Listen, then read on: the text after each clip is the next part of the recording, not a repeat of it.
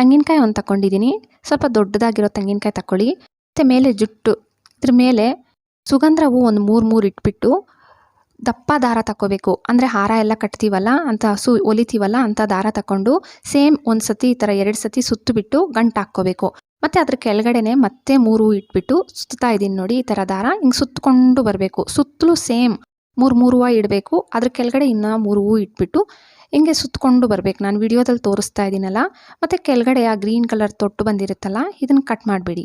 ಸುತ್ತಲೂ ಆ ತೊಟ್ಟಿರುತ್ತೆ, ಇದನ್ನು ನೀಟಾಗಿ ಕಟ್ ಮಾಡಿಬಿಟ್ಟು ಮತ್ತೆ 3 ಹೂವು ಇಡಬೇಕು. ಆ ಕೆಳಗಡೆ ಕೂಡ ಸೇಮ್ 3 ಹೂವು ಇಟ್ಬಿಟ್ಟು ಸುತ್ತಾ ಇರಬೇಕು. ಗಂಟೆನ ಹಾಕಕ್ಕೆ ಹೋಗಬೇಡಿ, ಬರೀ ಸುತ್ತಕೊಂಡು ಬರಬೇಕು 3 ಹೂವು ಇಟ್ಬಿಟ್ಟು.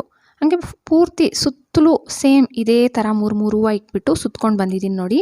ಮತ್ತು ಸುತ್ಕೊಂಡು ಬಂದಮೇಲೆ ಗಂಟು ಹಾಕ್ಕೋಬೇಕು. ನಾನು ವಿಡಿಯೋದಲ್ಲಿ ತೋರಿಸ್ಕೊಡ್ತಾ ಇದ್ದೀನಲ್ಲ, ಸೇಮ್ ಹಿಂಗೆ ಗಂಟು ಹಾಕ್ಕೊಬಿಟ್ಟು ಮತ್ತು ಕೆಳಗಡೆ ತೊಟ್ಟಿತ್ತಲ್ಲ, ಇದನ್ನು ಮತ್ತೆ ನಾನು ಕಟ್ ಮಾಡಿಬಿಡ್ತಾ ಇದ್ದೀನಿ. ಮತ್ತು ಬಟನ್ ರೋಸ್ ತಗೊಂಡಿದ್ದೀನಿ. ನೀವು ಅಷ್ಟೇ ನಿಮಗೆ ಯಾವ ಕಲರ್ ಇಷ್ಟನೋ ಆ ಕಲರ್ ಬಟನ್ ರೋಸ್ ತಗೊಂಡು ಇದನ್ನು ಸೇಮ್ ಕೆಳಗಡೆ ಇಕ್ಬಿಟ್ಟು ಸುತ್ತಕೊಂಡು ಬರ್ತಾ ಇರಬೇಕು ದಾರ. ನಾನು ವಿಡಿಯೋದಲ್ಲಿ ತೋರಿಸ್ಕೊಟ್ಟಂಗೆ ಟ್ರೈ ಮಾಡಿ.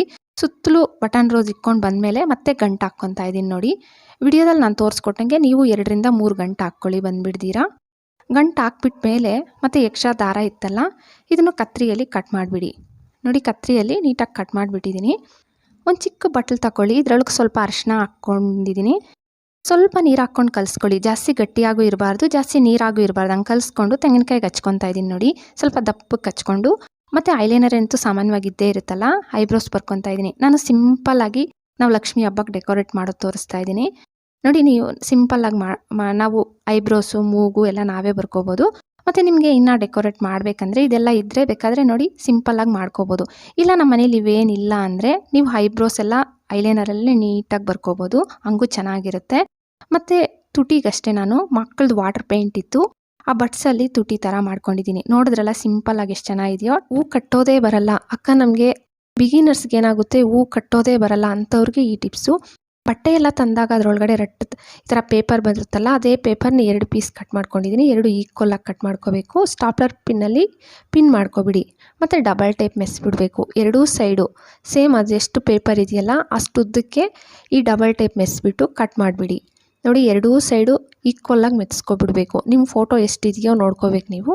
ನನ್ನ ಫೋಟೋ ಎಷ್ಟು ಉದ್ದ ಇತ್ತೋ ಅಷ್ಟುದ್ದ ನಾನು ಸೇಮ್ ಕಟ್ ಮಾಡ್ಕೊಂಡಿದ್ದೆ ಪೇಪರ್ನು. ಮತ್ತು ಆ ಮೇಲೆ ಪೇಪರ್ನು ತೆಗೆದುಬಿಟ್ಟು ನಾನು ಸೇವಂತಿ ಮತ್ತು ಬಟನ್ ರೋಸ್ ತಗೊಂಡಿದ್ದೀನಲ್ಲ, ನಿಮ್ಮ ಮನೆಯಲ್ಲಿ ಸುಗಂಧ ರಾಜ ಇದೆ, ಮಲ್ಲಿಗೆ ಇದೆ, ಕನಕಾಂಬರ ಇದೆ, ಯಾವ ಹೂ ಇರಲಿ ಬಿಡಿ, ನಮಗೆ ಕಟ್ಟೋಕ್ಕೆ ಬರಲ್ಲ, ಅಕಸ್ಮಾತಾಗಿ ಟೈಮ್ ಇಲ್ಲ, ನಮಗೆ ಹೂ ಕಟ್ಟೋದು ಬರಲ್ಲ ಅನ್ನೋವಾಗ ಈ ಟ್ರಿಕ್ಸ್ ನೀವು ಟ್ರೈ ಮಾಡ್ಬೋದು.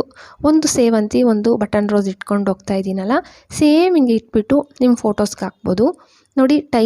ಟೈಮು ಸೇವ್ ಆಗುತ್ತೆ ಮತ್ತು ನೋಡೋಕ್ಕೂ ಡಿಫ್ರೆಂಟಾಗಿ ತುಂಬ ಚೆನ್ನಾಗಿರುತ್ತೆ.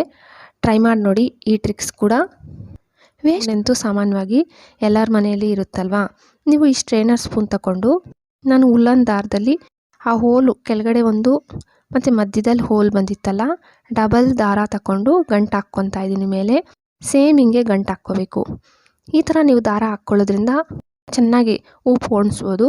ಮತ್ತು ಎಕ್ಸ್ಟ್ರಾ ಇನ್ನೂ ಒಂದು ದಾರ ಕಟ್ತಾ ಇದ್ದೀನಲ್ಲ ಒಂದಷ್ಟುದ್ದ, ಸೇಮ್ ಈ ಥರ ಕಟ್ಕೊಬಿಡಿ. ಕಟ್ಟಿಬಿಟ್ಟು ನಾನು ಸಣ್ಣ ಮಲ್ಲಿಗೆ ತಗೊಂಡಿದ್ದೀನಿ. ನೀವು ಗುಂಡು ಮಲ್ಲಿಗೆ, ಕನಕಾಂಬರ ಇಲ್ಲ ಸೇವಂತಿ ಯಾವುದೇ ಹೂವು ಆಗಲಿ ಬಿಡಿ, ನಿಮ್ಮ ಮನೇಲಿ ಯಾವ ಹೂ ಇದ್ದರೆ, ನಮಗೆ ಹೂವು ಕಟ್ಟಕ್ಕೆ ಬರಲ್ಲ ಅನ್ನೋರು ಈ ಟ್ರಿಕ್ಸ್ ಟ್ರೈ ಮಾಡಿ.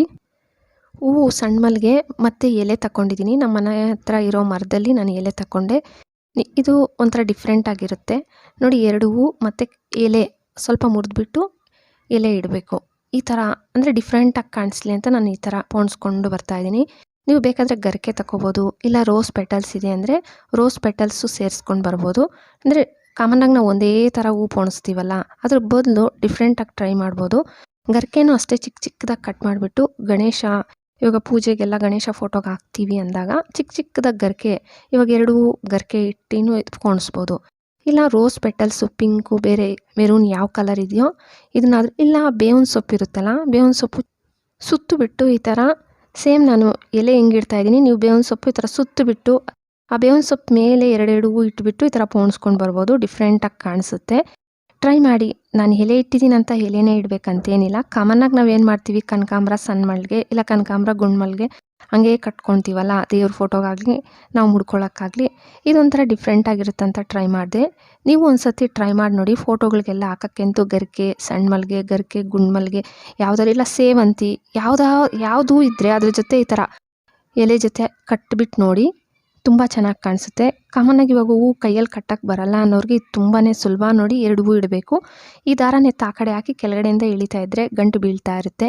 ಇನ್ನು ಒಂದು ಹೂ ಕಟ್ಬಿಟ್ಟು ತೋರಿಸ್ತೀನಿ ನೋಡಿ. ಮಧ್ಯದಲ್ಲಿ 2 ಹೂ ಇಡಬೇಕು. ಆ ಸೈಡ್ ಈ ಸೈಡ್ 2 ಹೂ ಇಟ್ಬಿಟ್ಟು ಮತ್ತು ಈ ದಾರನು ಆ ಕಡೆಗೆ ಹಾಕಿ ಕೆಳಗಡೆಯಿಂದ ತೆಗಿಯೋದಷ್ಟೇ. ನೋಡಿ ತುಂಬ ಸುಲಭ. ನೀವು ಬೇಗನೂ ಕಟ್ಬೋದು, ಜಾಸ್ತಿ ಟೈಮ್ ಕೂಡ ತಗೊಳ್ಳಲ್ಲ. ಮತ್ತು ಲಾಸ್ಟ್ ಎಡ್ಜಸ್ಗೆ ಬಂದಾಗ ಇನ್ನೂ ಒಂದು ಗಂಟು ಹಾಕ್ಬಿಡಿ. ಮತ್ತು ಈ ಸೈಡ್ಸಲ್ಲಿ ಇತ್ತಲ್ಲ, ಇದು ಎಕ್ಸ್ಟ್ರಾ ಜಾಸ್ತಿ ಇತ್ತು, ಅದಕ್ಕೆ ನಾನು ಕಟ್ ಮಾಡಿಬಿಡ್ತಾ ಇದ್ದೀನಿ.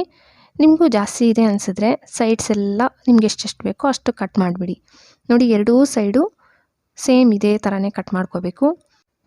ನಾವು ಕಟ್ ಮಾಡಲ್ಲ, ಹಂಗೆ ನೋಡೋಕ್ಕೆ ಚೆನ್ನಾಗಿದೆ. ಇವಾಗ ಗರಿಕೆ ಎಳೆಯೋದು ಸಣ್ಣಗೆ ಇರುತ್ತಲ್ವ, ಇದನ್ನೇನಾದರೂ ಹಾಕಿ ಕಟ್ಟಿದರೆ ಇದನ್ನು ಹಂಗೆ ಬಿಟ್ಬಿಡಿ, ಚೆನ್ನಾಗೇ ಇರುತ್ತೆ.